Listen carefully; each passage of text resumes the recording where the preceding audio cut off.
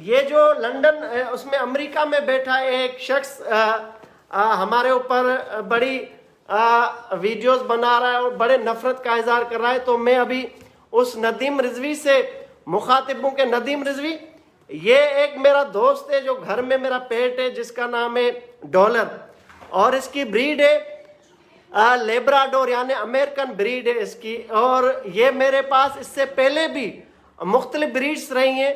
तो ये कहने को तो कुत्ता है और इसकी नस्ल भी अमेरिकन है और इसका काम भी जो है मालिक से वफा करना है। और ये वो जानवर है जिसके लिए सब कहते हैं कि वफादार है, प्यार करने वाला है और नमक हलाली करता है मालिक के साथ। तो जब ये जानवर जहां रहता है, जिस घर में रहता है, जिस घर का खाता है, जिस मालिक की शफकत इसके ऊपर होती है, तो ये मरते दम तक बावफा रहता है उस घर के मालिक के साथ जहां का नमक खाता है। तो नदीम रिजवी, अब तुम सोचोगे कि मैं तुम्हें इससे मुशाहिबत दूंगा, तो तुम इसके भी लायक नहीं हो, क्योंकि ये वफादार जानवर है, प्यार करने वाला जानवर है। इसको पता है कि जिस घर से ये खाता है वहां उस थाली में छेद नहीं करता। ये इंतहाई बावफा, दिलेर और मोहब्बत करने वाला जानवर होता है कुत्ता। तो तुम तो इसके भी काबिल नहीं हो। अब तुम क्या हो, मैं तुम्हें बता रहा हूं तुम क्या हो। अब ये जो कुत्ता मैंने दिखाया, मैंने कई ब्रीड्स को पाला हुआ है घर में। बच्चे होते हैं मेरे पास कुत्ते, बड़े हो जाते हैं, वफा करते हैं, सालों तक घरों में हिफाजत करते हैं, प्यार करते हैं, फिर उसके बाद उसी दहलीज पर दम देते हैं और वहीं मरना पसंद करते हैं, दगा नहीं करते। यानी कुत्ता इतना बावफा जानवर है और मालिक से मोहब्बत करने वाला है और नमक हलाली करने वाला है। अब तुम क्या हो, तुम उसके काबिल भी नहीं हो, क्योंकि तुमने तो एक नया आलमी रिकॉर्ड कायम करने की कोशिश की है। तुम ये हो नदीम रिजवी, ये देखो, हम इसको क्या कहते हैं, भालू। अब तुम वो भालू हो कि जिसको न घर में इज्जत मिलती है और न बाहर रह के कोई इज्जत कमाई है तुमने। तुम्हारा कोई मदारी राह का एजेंट है जो इंडिया से तुम्हें सपोर्ट करता है और तुम्हें पैसे इस चीज के देता है कि किसी तरह नफरत का बीज बो और नफरत की आग में कराची, जो सिंध का दिल शहर है, उसमें बसने वाले इकाइयों में दूरियां पैदा करो और शरंगेजी करो और वहां पर खून रेजी का बायस बनो। नदीम रिजवी, तुम्हारी हैसियत ये है, तुम हो ये देखो, ये नदीम रिजवी तुम हो। और तुम्हारा जो मदारी है वो इंडिया से है कोई जो तुम्हें पैसे देता है, क्योंकि मैंने अमेरिका में भी मुख्तलिफ रियासतों को विजिट किया है, मुख्तलिफ मैंने कांग्रेसमैन से मुलाकात की है, फिर यूके में मैंने एमपी से भी मुलाकातें की है। तो मुझे उनका तरीका वारदात पता है, जिस तरह राह काम करती है। रात तुम्हारे जैसे तासुब परस्त लोगों को टास्क बना के काम करती है, तुम्हें फंडिंग करती है और तुम्हें के जरिए सरजमीन सिंध पर फसादात कराने की नाकाम कोशिश करती है और करती आई है। अब मैं बता रहा हूं नदीम रिजवी कौन है।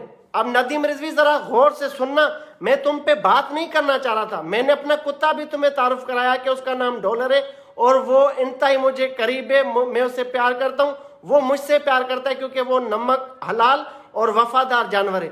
तुम उसके लायक भी नहीं हो। तुम ये एक भालू हो और जो डुगडुगी पे नाचते हो, और तुम्हारा मदारी इंडिया में बैठा राह का एजेंट है जो तुम्हें अमेरिका की उस रियासत में जहां बैठे हो फंडिंग करते हैं। और फंडिंग को तुम हिलाल करने के लिए सिंध में नफरत आमेज चीजें वीडियो के थ्रू, सोशल मीडिया के थ्रू, नौजवान बच्चे जो हमारे उर्दू स्पीकिंग है उनके कच्चे जहनों को तुम ट्रैप करने की कोशिश करते हो, लेकिन तुम्हें हमेशा रुसवाई का सामना करना पड़ा है। अब मैं बताऊं तुम कौन हो, क्या हो। नदीम रिजवी वो शख्स है कि जो एमकेएम में था पाकिस्तान में और इल्ताफ हुसैन से और मुत्तहिदा कौमी मूवमेंट की उस वक्त की क़यादत से इस बंदे के भत्ताखोरी पर और बेगुनाह उर्दू स्पीकिंग नौजवानों को कत्ल करने के इल्ज़ाम में इसको मुल्क बदर किया गया था। इसका पासपोर्ट अर्जेंट में इसका बनवा के इसको एयरपोर्ट पर जलील करके, धक्के दे के, जूते मार के इसको अपनी उस एमकेएम की क़यादत ने मुल्क बदर किया था कि तुम जाओ वरना यहां मारे जाओगे। और ये दिलेर इतना शख्स था कि इसने बिना देर टिकट पकड़ा और भाग गया और आज तक पाकिस्तान की सरजमीन पर नहीं आया। अब मैं बता रहा हूं कि बड़ा मोहे वेतन बनता है। इस बंदे ने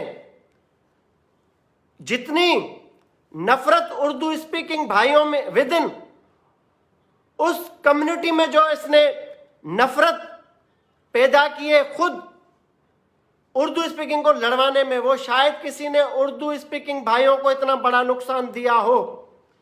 ये वहां बैठकर हमारे नौजवान जो उर्दू बोलने वाले सिंधी हैं उनको लड़वाता है और इसको कभी पजीराई नहीं मिली।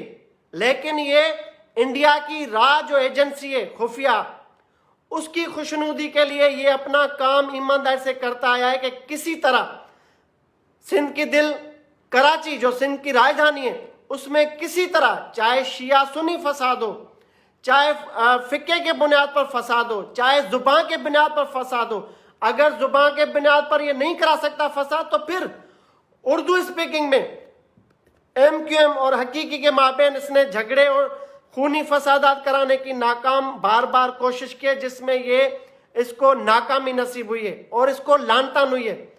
इसकी कोई पजीराई नहीं है। इसके आप सोशल मीडिया अकाउंट्स पर जाएं, 600-700 फॉलोअर्स हैं इसके।